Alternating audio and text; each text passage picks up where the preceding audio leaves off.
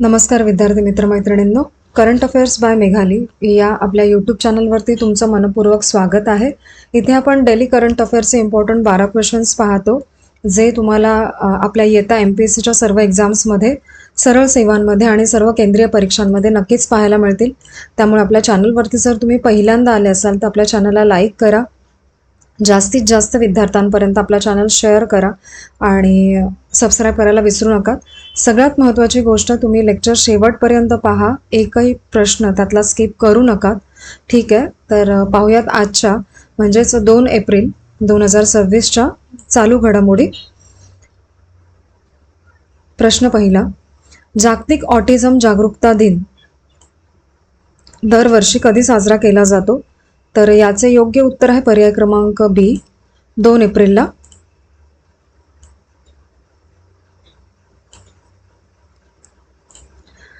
याचे महत्त्वाचे पॉईंट्स पहा या प्रश्नाचे. 2 एप्रिलला जागतिक ऑटिझम जागरूकता दिन साजरा केला जातो. हा दिवस संयुक्त राष्ट्राने जाहीर केलेला आहे. ऑटिझम हा एक मानसिक विकासात्मक विकार आहे, जो मुख्यतः लहान मुलांमध्ये दिसतो, हे लक्षात घ्या. आणि मुख्य उद्देश काय आहे त्याचा, तर जगभर लोकांमध्ये ऑटिझमबद्दल जागरूकता निर्माण करणं. त्या व्यतिरिक्त 2 एप्रिल हा दिवस इंटरनॅशनल चिल्ड्रन्स बुक डे म्हणूनही साजरा केला जातो. ठीक आहे, आणि हेतू आहे की मुलांना वाचनाची आवड लावणं. आणि 2 एप्रिल 1870ला गणेश वासुदेव जोशी यांनी पुण्यामध्ये सार्वजनिक सभा स्थापन केली होती. फक्त हे लक्षात ठेवू शकता, GS मधला प्रश्न. पुढील प्रश्न दुसरा, ठाणे जिल्ह्यातील पहिल्या अत्याधुनिक तारांगण सॅपो कुठे उभारला आहे?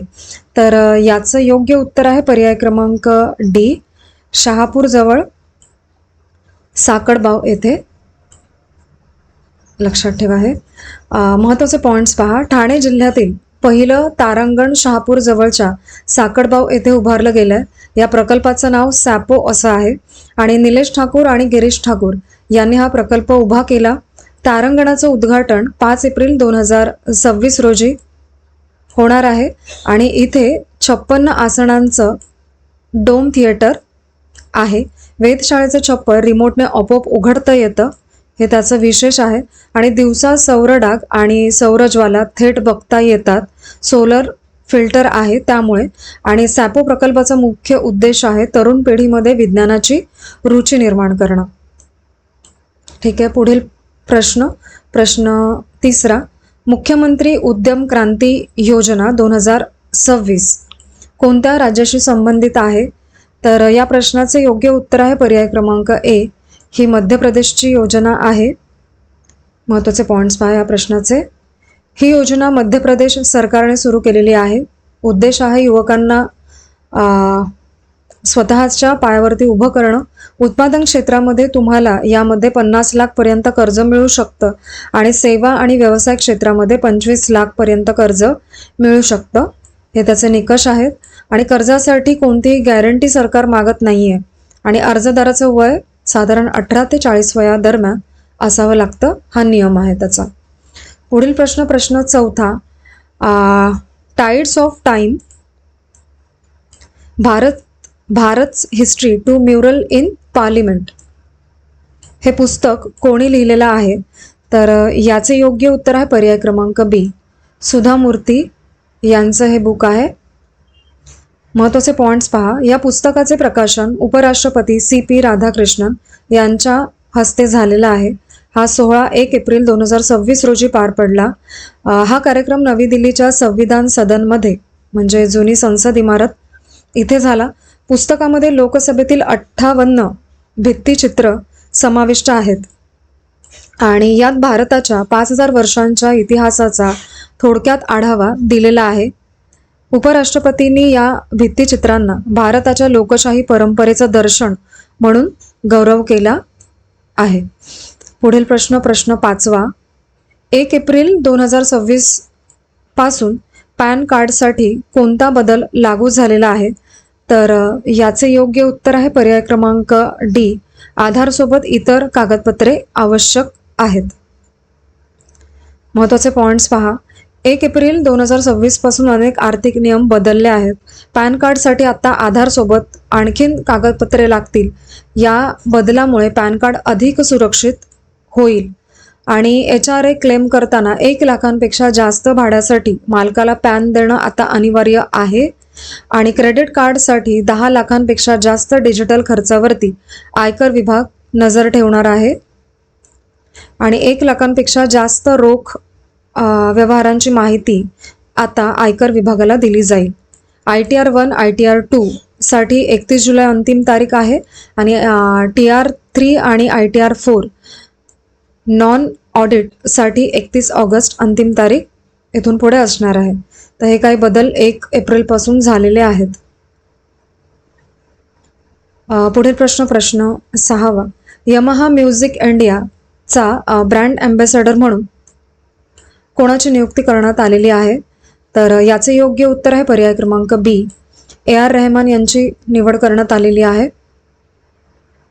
महत्त्वाचे पॉईंट्स पहा या प्रश्नाचे. AR रहमान आता यमाहा म्युझिक इंडियाचे ब्रँड ॲम्बॅसेडर आहेत. यमाहा कॉर्पोरेशन ही एक जपानी बहुराष्ट्रीय कंपनी आहे. या सहकार्याचा मुख्य हेतू म्हणजे भारताच्या संगीत क्षेत्राचा विकास आणि यमाहा वाद्य आणि ऑडिओ उपकरणे तयार करते.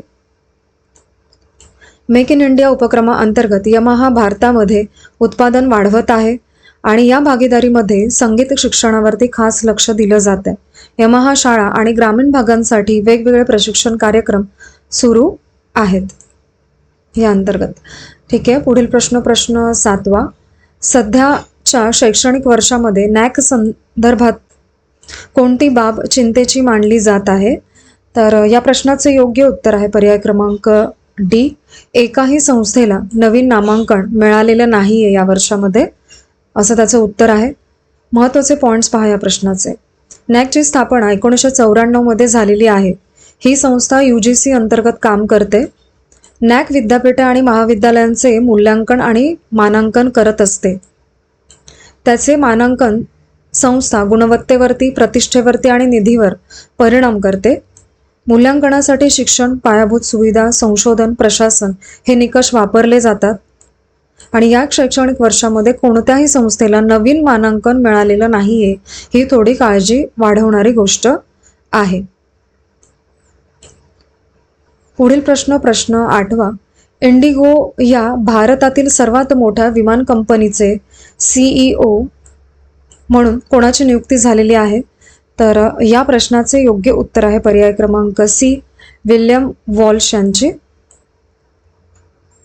या प्रश्नाचे महत्त्वाचे पॉईंट्स पहा. इंडिगो ही भारतातील सगळ्यात मोठी विमान कंपनी आहे आणि विल्यम वॉल्श आता इंडिगोचे नवीन CEO होणार आहेत. सध्या ते इंटरनॅशनल एअर ट्रान्सपोर्ट असोसिएशनचे डायरेक्टर जनरल आहेत. ते ऑगस्ट 2026 मध्ये इंडिगोची सूत्रे स्वीकारतील आणि भारताच्या विमान बाजारामध्ये इंडिगोचा 65% पेक्षा जास्त वाटा आहे. पुढील प्रश्न 9वा.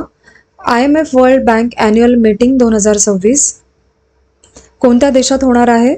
तर याचे योग्य उत्तर आहे पर्याय क्रमांक C. थायलंड येथे होणार आहे. महत्त्वाचे पॉईंट्स पहा. 2026 साली IMF world bank annual meeting थायलंडमध्ये होणार आहे आणि या बैठकीचं आयोजन दरवर्षी होतं. काही वेळा वॉशिंग्टन DCच याचं आयोजन करत असते. थायलंडने याआधी हे मेळावे 1991 मध्ये घेतले होते. 2026 मध्ये सुमारे 15,000 प्रतिनिधी सहभागी होतील यामध्ये आणि या बैठकीला 191 देशांमधून प्रतिनिधी येतात.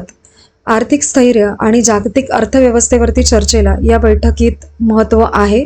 या वर्षीची थीम आहे थायलंड्स न्यू हॉरिझॉन, एम्पॉवरिंग पीपल आणि बिल्डिंग रेझिलियन्स अशी थीम आहे यावर्षीची. पुढील प्रश्न पहा. प्रश्न 10वा. संशोधक हे कितव्या क्रमांकाचे सर्वे वेसल लार्ज आहे? तर याचे योग्य उत्तर आहे पर्याय क्रमांक D. 4थ्या क्रमांकाचे. महत्त्वाचे पॉईंट्स पहा. इंडियन नेव्हीला संशोधक नावाचं एक नवीन सर्वेक्षण जहाज मिळालं. 2018च्या करारानुसार एकूण 4 जहाजं तयार करण्यात आली. संशोधक हे त्यातलं शेवटचं जहाज आहे. INS संधायक, INS निर्देशक आणि INS इक्षक या जहाजांनी याआधी सेवा केलेली आहे. संशोधक आल्याने भारताच्या समुद्री सुरक्षेमध्ये आणि नेव्हिगेशन क्षमतेत चांगलीच वाढ होणार आहे. पुढील प्रश्न 11वा. अली-यावर जंग राष्ट्रीय वाणी आणि श्रवण दिव्यांगता संस्था ने कोणत्या संस्थेसोबत सामंजस्य करार केला आहे? तर याचे योग्य उत्तर आहे पर्याय क्रमांक डी, रिडलान AI फाउंडेशन. महत्त्वाचे पॉइंट्स पहा. हा करार रिडलाय AI फाउंडेशन सोबत करण्यात आला. हा करार 1 एप्रिल 2026 रोजी मुंबई येथे झाला आहे. हा करार जागतिक स्वमग्नता जागरूकता दिनाच्या पूर्वसंध्येला करण्यात आला. या कार्यक्रमात AI कृत्रिम बुद्धिमत्ता तंत्रज्ञानाचा वापर करण्यात येणार आहे. QR कोड आधारित स्मार्ट ओळख प्रणाली विकसित केली जाणार आहे यामार्फत. हे लक्षात ठेवा, शेवटचा पॉइंट. आणि प्रश्न क्रमांक 12वा आणि आजचा शेवटचा प्रश्न. भारतीय रेल्वेचे लॉजिस्टिक क्षेत्रातील महत्त्व काय आहे असा प्रश्न आहे. तर याचे योग्य उत्तर आहे पर्याय क्रमांक सी, किफायतशीर आणि विश्वासार्ह वाहतूक साधन आहे हे. आणि याचे महत्त्वाचे पॉइंट्स पहा. इंडियन रेल्वेने 2025-26 मध्ये मालवाहतुकीचा नवीन विक्रम केलेला आहे. एकूण 1670 मिलियन टन मालवाहतूक करण्यात आली आहे या वर्षामध्ये. आणि मागील वर्षाच्या तुलनेमध्ये ही 3.25% वाढ झाली आहे. ही वाढ पायाभूत सुविधा विकासाचे संकेत आहे आणि भारतीय रेल्वे किफायतशीर आणि विश्वासार्ह लॉजिस्टिक साधन म्हणून महत्त्वाची आहे, यातून हे स्पष्ट होते. तर आजचे आपले 2 एप्रिल 2026चे डेली करंट अफेअर्स पाहून झालेले आहेत.